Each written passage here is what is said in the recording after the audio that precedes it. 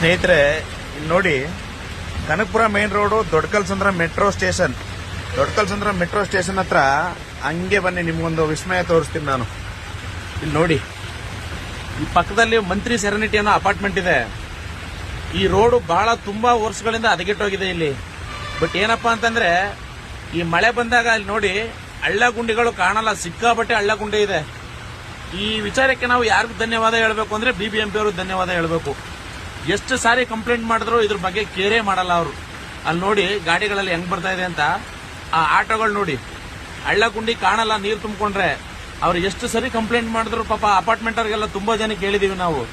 ಅವರು ಕಂಪ್ಲೇಂಟ್ ಮಾಡಿದ್ರು ಕೂಡ ಇದ್ರ ಬಗ್ಗೆ ಇನ್ನೂ ಗಮನ ಹರಿಸಿಲ್ಲ. ಬಟ್ ಇಲ್ಲಿ ಯಾರಾದ್ರೂ ಮಕ್ಕಳು ಅಥವಾ ಲೇಡೀಸ್ಗಳು ಯಾರು ಸತ್ತೋದ್ರೆ ನೋಡಪ್ಪ, ಆವಾಗ ಇವರು ಕೆಲಸದಿಂದ ಸಸ್ಪೆಂಡ್ ಆಗಿ ಆವಾಗ ಇವರು ಮಾಡಬಹುದು ಅನ್ಸುತ್ತೆ ಮೋಸ್ಟ್ಲಿ.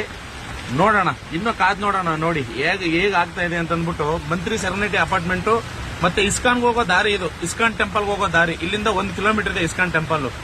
ಹೇಗ್ ಮಾಡಿದ್ದಾರೆ ನೋಡಿ. ಅಲ್ಲಿ ನೋಡಿ ಅವರ ಅವಸ್ಥೆಗಳು ನೋಡ್ರಿ. ಬರೋಕೆ ಆಗಲ್ಲ, ಗಾಡಿ ಫುಲ್ಲು ನೀರು ತುಂಬಿಕೊಳ್ಳುತ್ತೆ. ಆಟೋ 2 ವೀಲರ್ ಅವರಂತೂ ಸತ್ರು ಇಲ್ಲಿ ಬಂದ್ರೆ. ಅಂದ್ರೆ ಗಾಡಿ ಮಿಸ್ ಆಗಿ ಯಾವ್ದಾರ 2 ಗುಂಡಿಗಳು ಬಿಟ್ರೆ ಯಾವ ವೀಲ್ ಯಾವ ಕಡೆ ಹೋಗಿರುತ್ತೆ ಆ ದೇವ್ರಿಗೆ ಗೊತ್ತು. ನೋಡಿ, ಈ ಮೂಲಕ ನಾನು ಆ BBMP ಅಧಿಕಾರಿಗಳಿಗೆ ಧನ್ಯವಾದ ಹೇಳ್ತಾ ಇದನ್ನು ಮುಗಿಸ್ತೀನಿ ನಾನು.